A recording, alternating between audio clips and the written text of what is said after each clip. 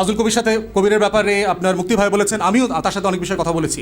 খুবই সিনসিয়ার মানুষ, very competent এবং ভেরি সিনসিয়ার লোক। যে কজন উপদেষ্টা দিন রাত 12টা 1টা 2টা 3টা পর্যন্ত রাত জেগে সচিবালয়ে কাজ করেন, he is one of them. কিন্তু এই বাটপার আমলাদের কারণে সে কোনো কাজ করতে পারছে না।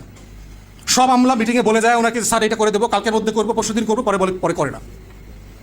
তাহলে আমলাদের একটা ক্লিনজিং দরকার। জুলাই আগস্টে যেভাবে আওয়ামী পলিটিশিয়ানদের একটা ক্লিনজিং হয়েছে, ওদেরকে পরিষ্কার পরিচ্ছন্ন করতে হয়েছে পিটায়া পাটায়া, আমলাদেরকেও একটা পরিষ্কার পরিচ্ছন্নতার অভিযান দরকার। সারা দেশের রাষ্ট্র জনতা মিলে এটা করতে হবে যদি তারা এই ওয়ার্নিংগুলো ফলো না করে।